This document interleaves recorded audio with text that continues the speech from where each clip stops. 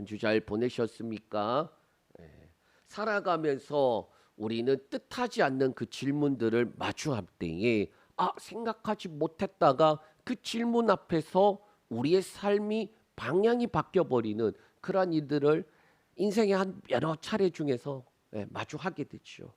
미국의 한 사람이 이 에버 러틀리지라는 사람이 있네요. 이분이 뭐 하는 사람이냐?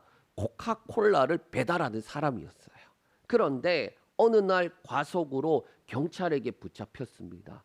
이게 보통 경찰에게 붙잡히면 어떻게 되나요?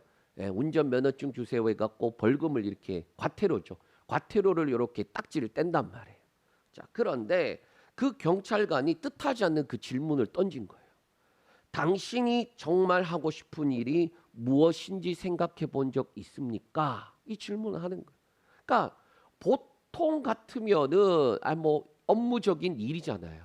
잘못했으니까 주시고 우리가 딱지 떼고 이거 과태료 내세요 이러고 끝나는 건데 갑자기 이 경찰이 그에게 이러한 질문을 한 거예요. 당신의 정말 하고 싶은 일이 무엇인지 생각해 본 적 있습니까? 그 질문이에요. 그 순간 그의 삶이 바꾸는 그 질문이 되었다라는 거예요. 그리고 경찰이 뭘 권했느냐? 이거 코카콜라 배달하는 거 하지 말고 수술 기술자라는 이 진로를 권했대요. 그리고 그의 질문을 통하여서 그의 삶이 코카콜라를 배달하는 삶에서 전혀 다른 삶으로 바뀌게 되는 그러한 계기가 되었다라고 그렇게 말하고 있습니다. 그러니까 꼭 이 사람뿐만 아니라 우리는 살아가면서 한 인생에 한 크게 보면 한 세 번, 그래서 그러잖아요. 일반적인 사람들이 인생 살다 보면 세 번은 기회가 온다.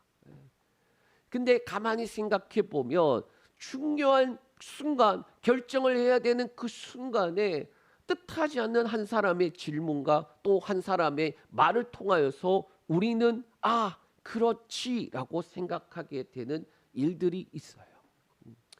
자, 로마서 6장에 가면은 우리가 살펴보고 있는 이 말씀에는 두 가지 질문이 있습니다. 지난주에 첫 번째 질문을 살펴보았는데 그 질문이 뭐냐? 6장 1절 말씀이에요. 우리 같이 한번 읽겠습니다. 그런즉 우리가 무슨 말을 하리요? 은혜를 더하게 하려고 죄에 거하겠느냐? 이 6장의 두 가지 질문 중에 첫 번째 질문을 사실 지난주에 했어요. 그 질문으로부터 시작하잖아요. 율법을 통해 죄가 죄인 줄 알게 되었는데 문제는 뭡니까? 그 죄를 해결할 능력이 없어요. 해결할 능력이 없다니까요, 우리한테는. 그런데 예수님께서 대신 죄를 해결하기 위해서 십자가에서 죽으시고 부활하신 거예요. 그걸 5장 20절에 그러나 죄가 더한 곳에 은혜가 더욱 넘쳤다 그렇게 말씀하는 거예요. 그러니까 율법 있기 전에는 죄가 죄인 줄도 몰라요.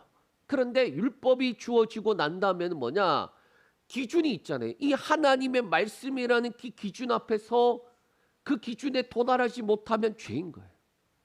쉽게 말하면 그 말씀들이 많이 있는데 내가 다 지키다가 하나만 범해도 죄 지은 자가 되는 거예요. 그러니까 말씀이라는 게 있고 그 말씀 앞에서 우리가 그 말씀을 지켜 행하지 못하면 죄가 되는 거. 그러니까 죄인 줄 몰랐다가 말씀이 주어지고 그 말씀 앞에서 비춰보니 이게 죄였구나 깨닫게 하는 역할이 뭐다? 율법의 역할이에요. 근데 문제는 죄를 깨닫는 것까지는 좋은데 이 죄를 이겨낼 능력이 있냐? 없다라는 거예요. 그래서 어떻게 합니까? 죄가 더한 곳에 은혜가 더 넘쳤다라고 말씀하는 거예요. 왜? 죄 때문에 사람들이 죄가 죄인 줄 알지만 이 죄를 해결할 능력이 없다라는 걸 아시기 때문에 하나님께서 어떻게 하십니까? 하나님께서 그의 아들 예수 그리스도를 대신 우리 죄를 위해서 죽게 하시고 그리고 부활하셨다라는 거예요. 그래서 죄가 더했지만은 죄가 있지만은 그런데 은혜가 더 넘쳤다라고 그렇게 말씀하고 있는 거예요. 그리고 난 다음 21절에 그 은혜가 뭔 줄 아냐? 그냥 단순하게 예수 믿고 구원받았다, 나는 죽으면 천국 간다 정도가 아니라 죄가 사망 안에서 왕노릇하던 존재가 어떻게 되느냐? 은혜 때문에 의로 왕노릇해서 예수를 통해 영생에 이르게 되는 존재가 되었다라는 거예요. 그러니까 예수 믿고 구원받았다 안에는 뭐가 들어가야 되느냐? 죄의 종이 아니라 의의 종으로서 의의 열매를 맺어 가다가 끝내 영생이라는 열매를 맺는 자들이다라는 거예요. 그런데 우리는 그 과정은 싹 다 무시하고 뭐합니까? 너 예수 믿어서 그럼 중금 천국 가. 그럼 이 땅에서 어떻게 살라고? 이 땅에서 어떻게 살라고? 예? 저와 여러분들이 그리스도인들이 왜 방황을 한 줄 아십니까? 방황하는 거는 존재는 바뀌었는데 내 삶이 안 바뀌고 껍데기도 안 바뀌고 하니까 어떻게 되는 거예요? 헷갈리는 거예요. 자기 정체성에 흔들리는 거예요. 내가 예수를 믿은 지 하도 오래되다 보니까 예수 믿을 때 감격이나 그리고 그때 주어졌던 은혜는 식어버리고 뭐합니까? 존재는 바뀌었는데 여전히 죄의 종으로 살아가고 있으니까 그러니까 고민과 방황을 하는 거예요. 자, 그리고 나서 6장 1절에 뭐라고 우리에게 질문을 해주느냐? 은혜를 더하게 하기 위해서 제 가운데 거하겠느냐라고 말하는 거예요. 우리의 옛사람이 예수와 함께 십자가에서 죽었어요. 왜 예수님께서 십자가에 못 박혀 죽으셨습니까? 죄의 몸이 죽고 다시는 죄의 종로로 타지 않게 하기 위해서 죽으셨대요. 그러니까 단순하게 나의 죄 대신해서 예수님이 죽으셨습니다라고 퉁치기에는 성경은 예수님이 십자가에서 죽으신 그 의미를 더 크게 담고 있는데 우리는 예수님이 내가 죽어야 되는데 예수님 대신 죽으셨어. 내 죄 때문에 예수님 죽으셔서 흑 한단 말이에요. 심각하게 듣지 마시고. 자, 이 말씀을 우리가 기억한다라면 어떻게 우리가 은혜로 구원을 받았는데 그것을 위해서 더 죄에 거하겠느냐라는 거예요. 이해가 되시죠? 그래서 죄의 몸이 죽어 다시는 죄의 종노릇 하지 않기 위해서 우리에게 주셨는데 그리고 예수 그리스도와 함께 살아남을 입었는데 그래서 지난주에 말씀의 핵심이 뭐였느냐? 그것을 너희가 알고 믿고 그리고 여길지어다라고 우리에게 말씀하셨던 거예요. 그러니까 내가 존재가 바뀌었다라는 것을 그러면 믿어야 돼. 그리고 난 다음에 삶 가운데 껍데기도 바뀌지 않고 삶의 환경도 전혀 바뀌지 않았는데 존재가 바뀌었다라는 게 안 믿어진단 말이에요. 그런데 여길지어다라고 그렇게 말씀하셨다. 자, 오늘은 여기서 더 나아가서 두 번째 질문을 하면서 우리가 변화된 존재가 바뀌었고 그리고 난 다음에 변화된 신분을 가졌어요. 그러면 그애가 합당한 삶이 무엇인지에 대해서 사실 말씀하고 있어요. 자, 지난주에 질문에서는 핵심이 뭐냐? 예수 믿지 않는 자, 불신자, 그리고 변화되기 전에 옛사람이 있는 존재가 새로운 존재로 바뀐 그 부분을 말하고 있다면 오늘은 그리스도인으로서 우리가 어떻게 살아가는지에 대해서 사실 말씀하고 있는 내용이다라는 거예요. 그러면 그 시작을 여는 두 번째 질문이 뭐냐? 우리 15절 말씀 읽겠습니다. 자, 시작. 그런즉 어찌하리요? 우리가 법 아래 있지 아니하고 은혜 아래 있으니 죄를 지으리요? 그럴 수 없느니라. 아멘. 첫 번째 질문이 적극적인 죄의 방종에 대한 내용이었다라는. 그 말이 뭐냐? 죄인이어서 죄밖에 지을 수밖에 없는 존재인데 그런데 그렇게 존재가 바뀌었다라면 이제는 더 이상 죄 가운데 사는 게 아니라 은혜 가운데 살아야 돼라는 그 시작을 말했다라면 두 번째는 뭐냐? 죄에 대한 소극적인 타협.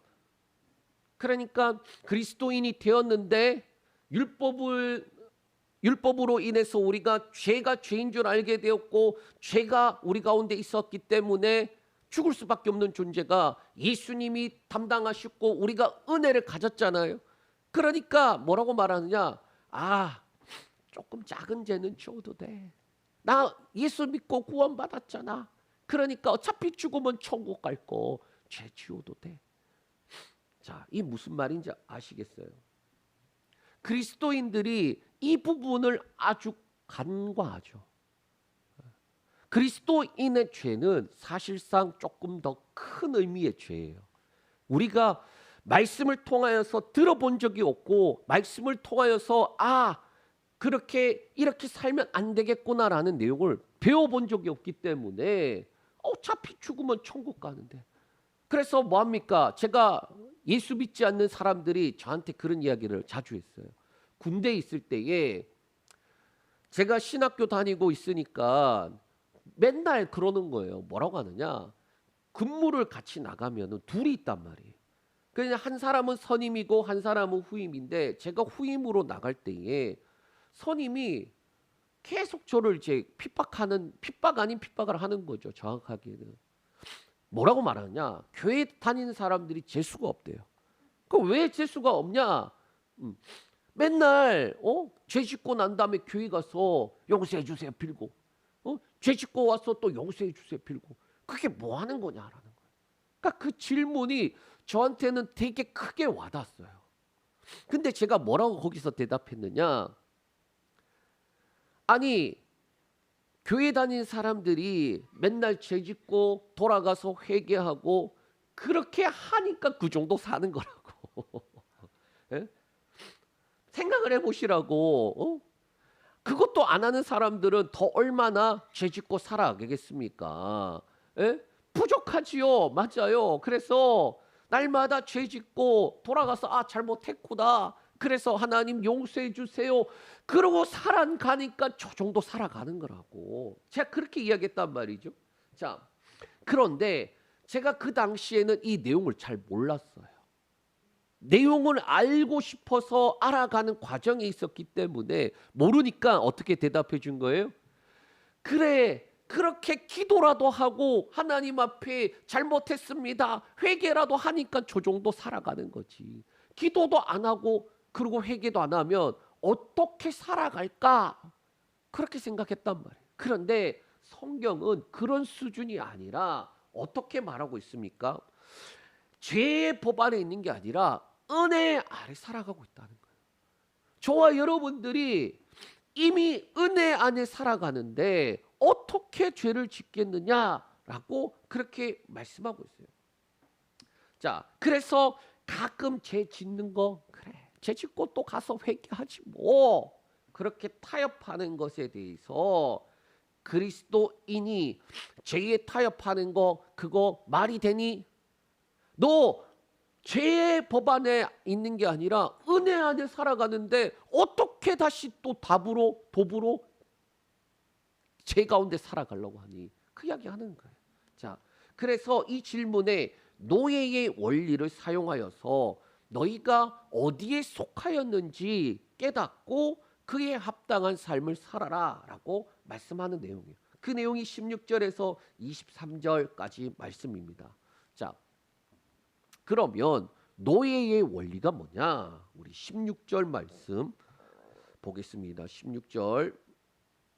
자, 시작. 너희 자신을 종으로 내주어 누구에게 순종하든지 그 순종함을 받는 자의 종이 되는 줄을 너희가 알지 못하느냐? 혹은 죄의 종으로 사망에 이르고 혹은 순종의 종으로 의에 이르느니라. 아멘. 자, 노예라는 말, 다른 말로 종이죠. 이 종에 대하여 헬라어 언어로는 둘로스라는 단어예요. 둘로스. 이 둘로스라는 단어는 뭐냐? 주인의 명령에 따라 움직이는 사람으로 자신의 의사를 내세울 수 없는 그러한 신분이에요. 사실 우리는 지금 그러한 시대를 안 살고 있으니까 크게 와닿지 않아요. 끽해봐야 드라마를 통해서 많이 이루고 이제 하는 것만 봤잖아요. 그런데 실질적으로 그들이 감히 주인 앞에서 아니요라고 말할 수 있느냐? 그럴 수 없는 신분. 하라 그러면 무조건 해야 되는 그러한 신분이었다. 자, 그리고 노예의 원리에 대해서 어떻게 말하느냐? 이렇게 말합니다. 자신을 종으로 내주어 순종을 하면 그 순종받는 자의 종이 되는 것이다. 자, 요 말씀이 바로 이해가 안 돼요. 왜? 원래대로 하면은 신분 자체가 종이기 때문에 어떻게 됩니까? 주인이 명령을 하잖아요. 야, 이거 해. 그러면은 종은 그에 따라서 행하는 거잖아요. 근데 성경은 어떻게 말하고 있습니까? 네가 어떤 것에 순종을 하면은 그 순종한 주인의 종이 되는 거야 라고 말씀하니까 이해가 바로 안 되는 거예요. 왜 우리가 생각하는 종은 애초에 신분이 종이고 주인이 있고 주인이 종에게 명령하고 종은 거기에 따라서 복종하는 건데, 그런데 여기 말씀에 보면은 뭐라고 되느냐? 너희가 순종을 하면 그 순종받는 대상의 종이 되는 것이다 라고 말씀하는 거예요. 지난주 우리가 변화된 존재에 대해서 이 말을 했는데, 이 변화된 존재를 제가 마지막에 어떻게 말했느냐? 어렵게 이렇게 설명을 했어요. 예수 그리스도와 함께 죽고 함께 살아남을 입었기 때문에 죄에 대해서는 죽고 하나님에 대해서는 살았다. 이 말씀을 제가 어떻게 설명을 해줬느냐? 마지막에 이렇게 했습니다. 이전에는 없었던 선택을 할 수 있는 존재가 되었다라는 거예요. 그러니까 존재의 변화에 있어서 뭐 여러 가지 이야기할 수 있겠지만은 사실상 핵심은 뭐냐? 옛날에는 죄밖에 선택할 수가 없었어요. 그러니까 우리의 선택은 모든 것이 죄였어. 죄 말고는 선택할 수 있는 능력도 그리고 그 생각도 할 수가 없었는데, 그런데 예수 그리스도로 말미암아 함께 죽고 함께 살아남을 입은 자들, 이 존재가 바뀐 자들에게는 어떤 선택이 주어지느냐? 의에 대해서 살아갈 수 있는 그 의지적 결단과 선택을 통해 살아갈 수 있는 능력을 가진 거예요. 그러니까 존재가 바뀌었다라는 것을 믿지 않으면 어떻게 되느냐? 예수님을 믿어도 여전히 이 세상은 이런 세상이기 때문에 어쩔 수가 없어. 죽어서 천국 가서나 그렇게 이상향처럼 이야기한단 말이에요. 성경은 그렇지 않아요. 존재가 바뀌었다라는 거는 뭐냐? 더 이상 죄에 대해서는 죽었고 하나님께 대해서 살아있는 자. 너희가 하는 모든 선택들이 죄밖에 없었는데 이제는 의를 선택하며 그 의의 열매를 맺어가는 자가 되었다라는 게 존재의 변화라는 거예요. 그래서 하나님을 기쁘시게 하고 하나님께 드려지는 삶을 살게 되었다. 그 지난주 뒷부분에 있는 말이에요. 더 이상 죄의 종으로 살지 말고, 그래서 불법의 열매, 불법의 도구로 살아가지 마라. 이제는 의의 도구로 하나님께 대하여 살아가라. 드려지는 삶을 살아라. 그렇게 마무리가 되었던 것입니다. 자, 그래서 의지적으로 하는 선택을 뭐나 순종이라고 표현하면서 노예의 원리를 가지고, 야, 네가 의지적으로 어떻게 죄를 선택해서 죄의 종으로 들어가니? 그럴 수 있니? 절대 그럴 수 없다라는 거예요. 죄의 법 아래 있지 않고 은혜의 법 아래 있기 때문에 절대 그럴 수 없다. 그렇게 말씀하는 거예요. 의지적 자유를 가지고 하나님께 순종하면서 의의 도구로 하나님이 기쁘시게 받으시는 삶, 하나님이 받으시는 그 삶을 우리가 살아갈 수 있는데, 그런데 어떻게 한다? 그렇게 살지 않고 자꾸 죄 가운데 들어가니 그럼 죄의 종이 되지 않겠니? 라는 거예요. 그렇기 때문에 그럴 수가 없다. 자, 그러면 죄의 종으로 살아가게 되면 어떻게 되느냐? 사망에 이른다라고 말하고 있어요. 자, 제가 여기서 조금 말씀에 여기 원고에는 안 썼지만은, 자, 그리스도인이야. 존재가 바뀌었어. 그런데 사과나무에서 사과가 나오는 게 당연한 건데, 그런데 사과나무라는 것을 어떻게 증명합니까? 열매를 보고 알 수 있어요. 그러니까 우리가 나무가, 제가 시골에서 살았기 때문에 저희 외갓집이 과수원을 했거든요.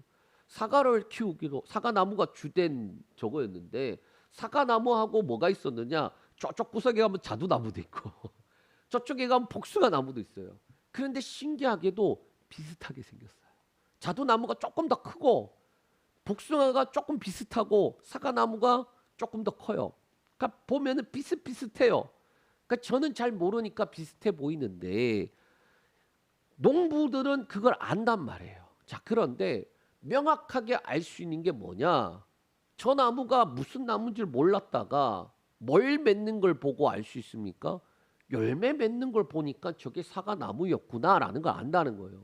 자, 그러면 이 말씀 그대로 우리가 바라보면은 분명히 존재는 바뀌었는데, 그래서 의의 열매를 맺어가는 게 당연한 건데, 지금 뭐 합니까? 스스로 죄의 종이 되어서 죄의 영양분을 계속 공급받더니 뭘 맺더라? 사망을 맺었다라는 거예요. 그러면 그것을 향해서 뭐라고 말할 수 있습니까? 너 사과나무야라고 할 수 있나요? 아니라는 거예요. 자, 이 말씀 되게 중요합니다. 우리가 예수 믿었다라고 말한다면은 우리의 삶을 통해서 증명해야 된다? 저는 그렇게 말하는 게 아니에요. 뭐냐? 예수 그리스도 안에 있으면 끊임없이 그 안에서 죄를 짓고 살아가겠죠. 그러나 치열한 그 싸움 속에서 우리가 의지적으로 은혜 안에 의 가운데 계속 살아가면은 그에 합당한 열매들이 자연적으로 만들어지는 거예요. 구원은 그런 거예요. 그렇기 때문에 이 말씀이 우리에게 중요하다. 그리스도인에게 의의 자녀로 생명밖에 없어야 되는데 왜 변종이 되었느냐라고 말씀하고 있는 거예요. 그러면 어떻게 그리스도인이 그리스도인답게 살아갈 수 있을까요? 이 첫 번째 질문에서의 대답은 존재가 바뀌었다. 그것을 네가 알고 믿고 삶 가운데 아니 아무리 봐도 아닌 것 같은데요. 그런 상황이 있어도 뭐 하라는 거예요? 믿고 여겨라라는 거예요. 이거 되게 중요한 거예요. 제가 그랬잖아요. 제가 예수님을 이제부터 구주로 주님으로 믿고 영접하겠습니다. 나의 삶의 주인을 이제는 죄가 아닌 예수님께 드리겠습니다. 그렇게 영접 기도를 한단 말이에요. 그러고 난 다음에 예수님 이름으로 기도합니다. 아멘 하고 눈 떴을 때에 키가 더 자라거나 얼굴이 더 잘생겨지거나 세상이 다른 세상으로 바뀌어 있거나 그렇지 않단 말이에요. 존재는 바뀌었는데 껍데기랑 내게 주어져 있는 상황과 여건이랑 세상은 그대로란 말이에요. 그러니까 뭐합니까? 헷갈리기 시작해요. 어떻게 헷갈립니까? 내가 예수 믿는 게 맞나? 내가 변화된 존재가 맞나? 그 성경이 뭐라는 거예요? 그것을 네가 알고 믿고 더 나아가서 여길지어다라고 그렇게 말씀하는 거예요. 존재 변화된 존재가 맞아? 아닌 것 같아? 아니야, 맞아.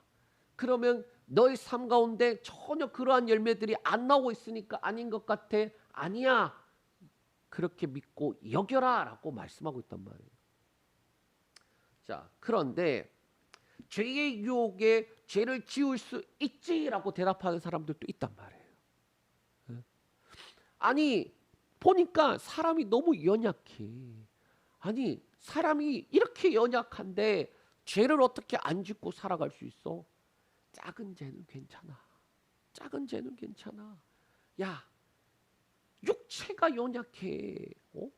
그러니까 큰 죄, 예를 들면 큰 죄, 큰 문제 일으킬 만한 죄는 지면 안 되고 짜잘한 거, 거짓말하고 속이고 미워하고 그러니까 다른 사람 모르고 나만 아는 거 지울 수 있지. 그렇게 말하는 그리스도인에게 어떻게 말씀한다? 다시금 신분의 변화로부터 말씀하고 있는 거예요. 그게 17절에서 18절 말씀입니다. 우리 같이 한번 읽겠습니다.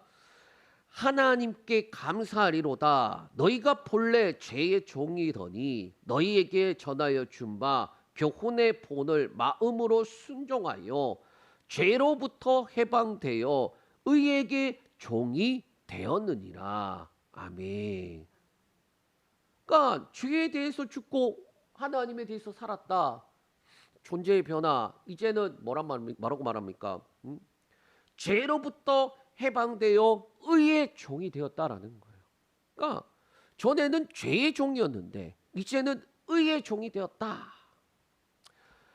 그래서 하나님께 감사하리로다 그렇게 선포하면서 시작하는 거예요. 5장 8절에 우리가 아직 죄인 되었을 때에 그리스도께서 우리를 위하여 죽으심으로 하나님께서 우리에 대한 자기의 사랑을 뭐 하셨다는 거예요? 확증하셨다라는 거예요.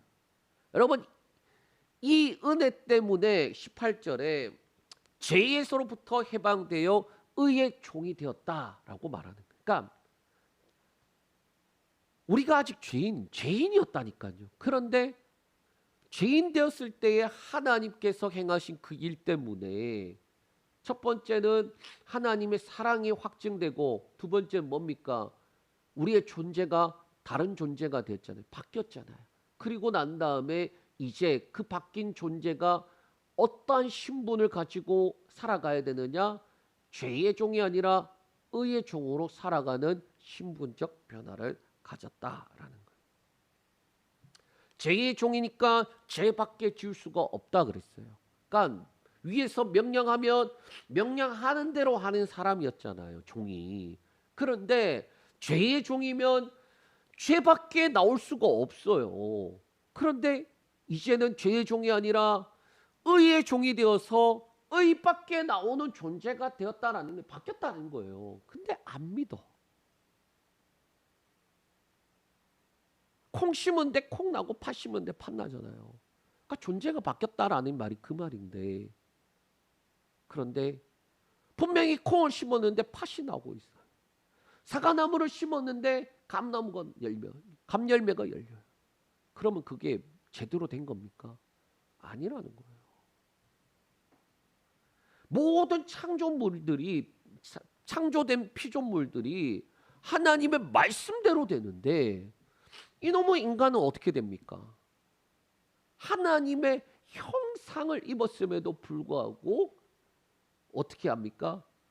전혀 다른 거.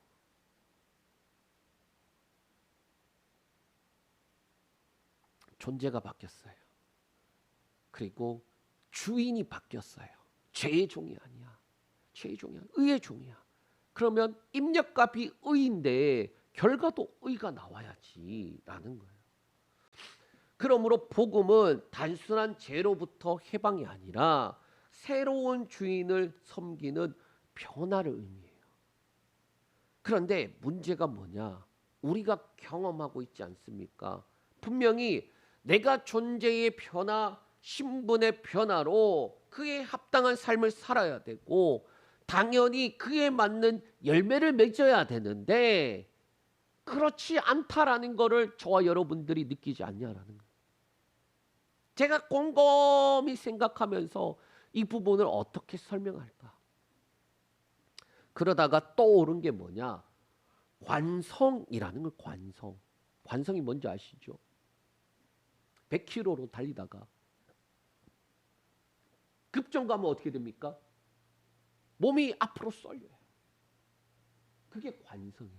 100km로 가는 그것을 유지하려고 하니까 몸이 쏠리는 거거든요. 급정 가면. 자, 죄 가운데로 그렇게 급하게 달려가는 거를 방향을 반대로 뒤집었어요. 그럼 어떻게 됩니까? 방향 바뀌어서 돌아가고 있는데 우리가 어떻게 돼요? 몸이 쏠려요. 관성. 존재가 바뀌었고 그래서 우리가 살아가는 방향도 바뀌었는데 문제는 우리가 살아보니까 입력값은 의인데 왜 내 삶 가운데서는 이 죄에 대해서 무관하지 않는 사람이 있냐? 왜? 방향이 급하게 바뀌었잖아요. 그러니까 이렇게 가는 이 관성. 신학적인 용어로 어떻게 되냐면요. 죄의 경향성이에요. 죄의 경향성. 죄를 짓고 싶어 하는 그것이 있는 거예요. 죄 가운데 가던 방향을 바꿔 의로 바꿨는데 이놈의 몸뚱아리는 어떠한다? 관성에 쏠리듯이 죄를 향하여 갈라 그러는 거예요. 신학적 용어 죄의 경향성. 이러한 부분을 한 번에 정리하면서 권면을 하는데 우리 19절 말씀 읽겠습니다. 자, 시작. 너희 육신이 연약함으로 내가 사람의 예대로 말하노니 전에 너희가 너희 지체를 부정과 불법에 내주어 불법에 이른 것 같이 이제는 너희 지체를 의에게 종으로 내주어 거룩함에 이르라. 아멘. 자, 관성과 같이 이해할 수 있게 사람의 예대로 내가 설명해 줄게라는 거예요. 그러니까 너희가 지금 영적인 이야기를 해줘봐야 못 알아들으니 너희 수준에서 내가 맞춰서 사람의 예로서 이야기해 줄게. 그 당시 로마 시대잖아요. 그러니까 종이 있었단 말이에요. 그러니까 그렇게 말하는 거예요. 너희가 지체를 부정과 불법에 내주어서 불법에 이른 것 같이 너희 지체를 이제는 의에게 종으로 내주어서 뭐라고 말하느냐? 거룩함에 이르라라는 거예요. 그러니까 주인 있고 주인이 시키는 대로 하는 게 종인데 바뀌었잖아, 주인이.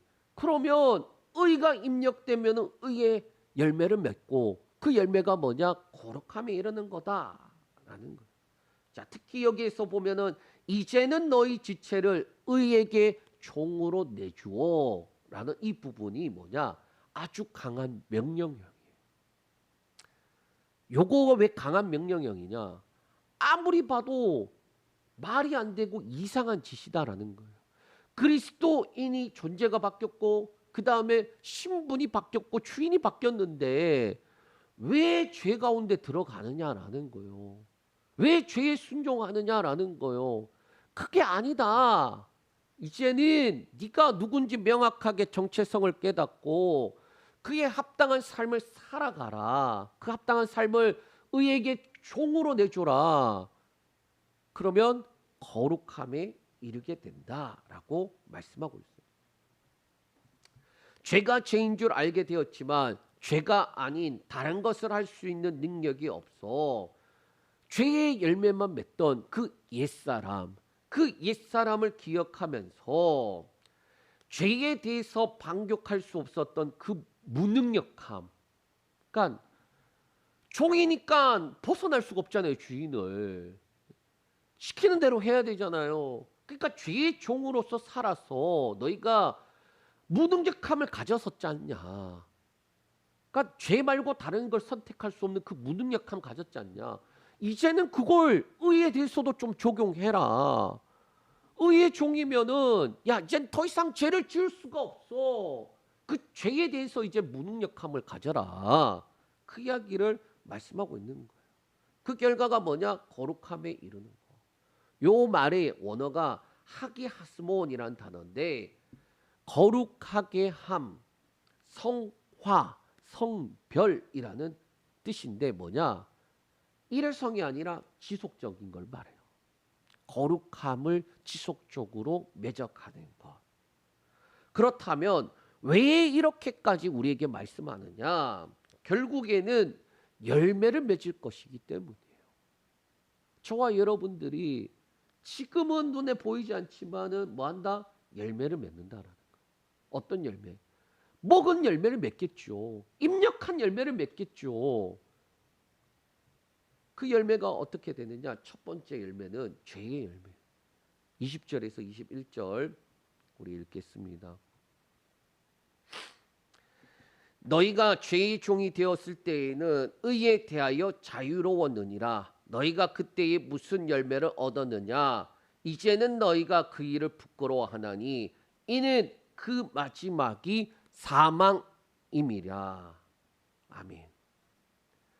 죄의 종으로 살아갈 때에는 죄에 죄를 더하면서 살아가는 악순환이었어요. 그리고 그때 결국 맺게 되는 열매가 뭐냐? 사망이었다는 거예요. 그게 언제? 우리가 예수를 알기 전에, 예수를 믿기 전에. 그런데 문제는 그것을 아는 사람이 내가 죄인일 때 그렇게 했었는데, 내가 죄인일 때 그렇게 살았었는데, 그렇게 부끄러워하면서도 뭐한다? 그 결과가 사망인 줄 알면서도 뭐한다? 죄의 종으로 살아가느냐라는 거예요. 그렇게 살아가면 반드시 뭐다? 사망을 맺게 된다라는 거예요. 자, 지금 이 말씀을 들으면서 우리가 심각하게 받아들여야 돼요. 자, 예수 믿고 구원받았다. 나는 죽으면 천국 간다. 자, 제일 복음에 대해 있어서 오해하는 것 중에 하나가 이 부분이에요. 어떤 사람은 그렇게 말하죠. 구원이 취소가 됩니까? 그러면 한 번 구원은 영원한 구원 아닙니까? 근데 성경 보면 그런 말은 없어요. 은혜가 지배적이긴 해요. 은혜로 살아가는 게 맞아요. 우리의 노력으로 죄를 안 지으려고 하면은 절대로 이길 수가 없어요. 은혜로 이겨가는 거야. 자, 그런데 중요한 게 뭐다? 우리 안에 의지적인 선택, 순종이 죄에 대해서도 의지적으로 선택하고 있고 의에 대해서도 의지적으로 선택할 수 있는데 너는 지금 뭐에 영양분을 주고 있느냐라는 거예요. 자, 그러면 우리 그리스도인의 살아가는 삶이 어떻게 될까요? 자, 저는 제가 싫어하는 쪽이 뭐냐? 율법주의는 이렇게 돼요. 지옥 안 가기 위해서 올바르게 살아라라고 말하는 거 율법주의. 무슨 말인지 아시겠죠? 그리스도인에게 너 그렇게 살면 지옥 간다라고 말하고 그래서 너 지옥 가지 않기 위해서 의롭게 살아라고 말하는 거는 율법주의예요. 복음주의는 뭐냐? 네가 하나님 안에서 어떤 존재로 변화되었고 그 신분에 합당한 삶을 살아가라라는 거예요. 오늘 살아가다가 실패할 수 있어요. 내가 당장 예수 믿고 구원받아서 감격하면서 말씀 듣고 이제는 이렇게 살아야지 하면서 돌아섰는데 실패할 수 있어요. 그런데 그 실패를 나 자신에게 의지를 두니까 실패하지만 주의 도우심과 주의 은혜 그리고 성령을 의지하면서 뭐 하는 거냐? 하루 나아갔더니 그 열매가 뭐라는 거예요? 내 안에 복음이 있고 내 안에 예수가 있고 내 안에 그 말씀이 있다라는 그 열매가 맺혀지는 거고 그걸로 말미암아 내가 어떤 존재인지 나타난다라는 거예요. 15절에 이렇게 질문했죠. 우리가 법 안에 있지 않고 은혜 아래 있는데 어찌 죄를 지으리요? 자, 사망의 열매를 맺게 된다. 두 번째 어떤 열매일까요? 의의 열매도 있다. 의의 열매. 그리스도인은 의의 열매를 맺어야 되겠죠. 22절 읽겠습니다. 시작. 그러나 이제는 너희가 죄로부터 해방되고 하나님께 종이 되어 거룩함에 이르는 열매를 맺었으니 그 마지막은 영생이라. 아멘. 22절의 시작이 뭐냐? 그러나 이제는 이라고 시작하고 있어요. 계속해서 강조하고 있는 게 뭐냐? 전에는 옛사람은 그러하였을지라도 라는 말이에요. 그러니까 전에는 너희가 그러했었고 그러한 신분이었고 그러한 상태였을지라도 이제는 지금은 어떠한 존재가 되었다. 죄로부터 해방되고 하나님께 종이 되어서 거룩에 이르는 존재가 되었다라는 거예요. 그 열매를 맺는 자가 됐는데 그 열매가 뭐냐? 마지막에는 영생의 열매를 맺는 자들이다. 자, 그리고 이 열매를 정리하면서 이렇게 말합니다. 우리 23절 읽겠습니다. 자, 시작. 죄의 삭은 사망이요 하나님의 은사는 그리스도 예수 우리 주 안에 있는 영생이니라. 아멘. 완전히 상반되는 결과죠. 그렇지 않습니까? 죄의 삭은 사망, 하나님의 은사는 우리 주 예수 그리스도 안에 있는 영생. 사망과 영생이 완전 상반되죠. 자, 먼저 죄의 삭은 사망이라는 이 말씀에 삭이라는 단어가 뭡니까? 삭. 예. 품삭이라고 표현하면 조금 더 이해가 쉽죠. 예, 일한 대가를 의미해요. 대가. 삭을 받았다라는 것은 일에서 당연히 받는 대가인데 죄가 그 종들에게 정당하게 지불하는 정당한 품삯이 뭐냐? 사망이라는 거예요. 이해가 되시죠? 죄의 종이잖아요. 그러니까 주인이 뭘 줍니까? 결국에는 사망을 준다라는 거예요. 이해가 되시죠? 자, 이 사망은 육체적인 죽음뿐만 아니라 법적인 사망, 하나님과 관계가 단절되는 사망, 영적인 죽음을 아우르는 종말론적 심판이에요. 죄 가운데 죄의 열매, 죄 가운데 그렇게 살아가면은 그 결과는 그 주인이 주는 거지. 그 주인이 뭘 주냐? 사망을 준다. 그러면 하나님의 은사는 무엇입니까? 자, 은사가 영어 원어로는 카리스마예요. 카리스마. 이 단어의 뜻은 받을 자격이 없는 자에게 거저 주는 선물이에요. 그렇기 때문에 영생은 그리스도인들이 순종하여서 벌어내는 삭이 아닌 거예요. 자, 삭이라는 단어와 지금 은사라는 단어도 대비하고 있어요. 삭은 자기가 일한 대가를 받는 거예요. 죄에 대한 대가는 사망인 거예요. 그런데 은사는 대가가 아니에요. 받을 자격이 없는데 그 자격이 없는 자에게 선물로 주셨어요. 그리스도인의 순종은 이미 영생을 선물로 받은 자가 새로운 주인인 하나님께 기쁨으로 드리는 충성의 표현이에요. 제가 아까 말했잖아요. 율법 주의는 뭐냐? 너 죄 지으면 지옥 가. 이 율법주의라니까요. 지옥 가지 않기 위해서 죄 짓지 말라고 말하는 것은 율법주의예요. 성경은 뭐라고 말하냐? 네가 하나님의 그 은사, 은혜를 받은 자로서 합당한 삶을 살아가는 것 당연한 거 아니니? 너가 어떠한 존재인지 잊어버렸어? 너를 위해서 예수님께서 십자가에 죽으시고 부활하신 거 잊어버렸어?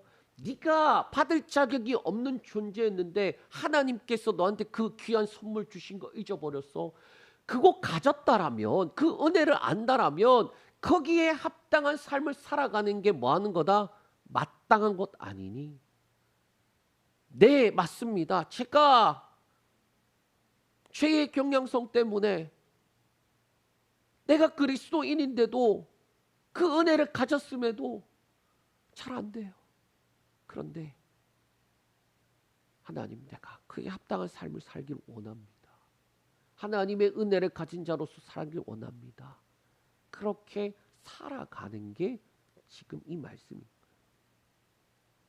그리스도인의 삶은 율법의 종처럼 두려움으로 순종하는 것이 아니라 이미 선물을 받은 자들이 기쁨으로 순종하는 거예요. 그리고 이것을 역설적으로 이렇게 표현했습니다. 하나님께 종이 되기 위한 자유다. 이것을 우리가 기억하지 않으면 은혜를 값싼 은혜로 만들어버려요. 그렇게 귀한 은혜인데 값어치 없게 만들어버린다라는 거예요. 말씀을 정리합니다. 무능력하고 무기력한 그리스도인의 삶을 바꾸는 질문이 있습니다. 첫 번째, 은혜를 더하게 하려고 죄에 거하겠니? 이 질문은 우리가 존재의 변화와 새 생명을 가진 자임을 다시금 깨닫게 하는 거예요. 두 번째 질문은 은혜 아래 있는데 어찌 죄를 지으리요? 라는 거예요. 그리스도인이 존재의 변화와 새 생명을 가지고 그 가운데 살아가는 삶은 새로운 주인, 의의 종으로서 하나님께 대하여 살아가는 삶을 살아야 되는데, 더 이상 죄의 종이 아닌데도 불구하고 죄의 순종해서 죄의 종으로 살아가면 주인이 주는 삭이 뭐라는 거예요? 사망이다. 그러나 분명 죄의 경향성, 죄의 간성으로 인해 존재가 바뀌었고 연약한 육체가 죄를 계속해서 짓고자 할 때에 의지적인 순종, 의지적인 선택, 스스로 하나님께 종이 되어서 의의 열매를 맺어야 한다라는 거예요. 그 열매는 거룩함의 열매, 그 마지막은 영생이다라고 말씀하고 있어요. 분명히 죄의 결과는 사망이지만 하나님의 은사는 영생이에요. 받을 자격이 없는 자에게 주시는 선물. 거저 받았다고 해서 값어치가 없느냐? 아니요. 오히려 우리의 구원이 노력이 아니라 은혜로 얻은 것이기 때문에 그에 합당한 삶을 살기 위해서 우리는 이 땅에서 치열한 싸움을 싸워야 돼요. 그러므로 절대적 열매 지수는 우리가 어떤 존재로 어떤 삶을 살아가느냐, 우리는 어떠한 주인을 모시고 살아가느냐, 그것이 맺어지는 것, 바로 열매로 드러나게 되는 것. 사망의 열매를 맺고 있는가, 아니면 거룩과 영생의 열매를 맺고 있는가. 나는 예수 믿고 구원받았기 때문에 죽으면 천국 간다. 그렇다면 구원을 가지고 있음이 어떻게 나타나야 하느냐라는 거예요. 사과나무라고 우긴다고 사과나무가 되나요? 아니요. 마침내 맺어지는 게 사과가 돼야지 사과나무잖아요. 우리 삶의 열매로 나타나는 거예요. 우리가 은혜 아래 있다고 하면서 죄와 태합하는 것이 아니라 이미 영생을 선물로 받은 자답게 기쁨으로 하나님께 순종하며 거룩의 열매를 맺어가는 삶을 살아가는 게 그리스도인이다. 그리고 이게 우리의 절대적 열매 지수다. 이 열매 지수를 높이는 삶을 저 여러분들이 살아야 한다라는 거예요. 이 은혜를 누리는 저 여러분들 되시길 축복합니다.